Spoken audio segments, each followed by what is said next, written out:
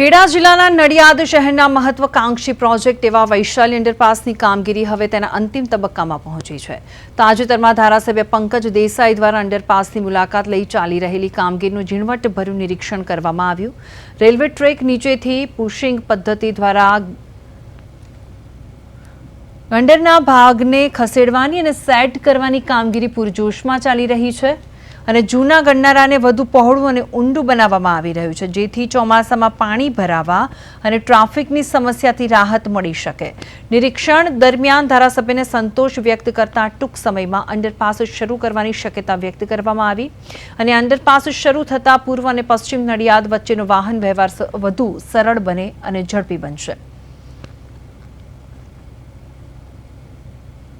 આપણે આતુરતાથી રાહ જોઈ રહેલા એવા વૈશાલી અંડરપાસનું અત્યારે કામગીરી ચાલુ છે અને એની અંદર હવે 8 કરોડ ને 65 લાખનું આ જે કામ હતું એમાં મેઇન જે પોર્શન છે, આ જે પુશિંગ કરીને અને અંદર લઈ જવાનો એની કામગીરી અત્યારે ચાલુ છે અને રેલવેની નીચે આ ભાગ આખો જવાનો છે અને અત્યારે રેલવે પણ ચાલુ છે।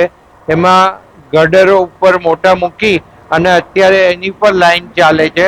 એ અત્યારે દેખાઈ રહી ટ્રેન આવે અને આ પુશિંગ કરીને આખું એની નીચે એક્ઝેક્ટ એની જગ્યાએ લઈ જશે।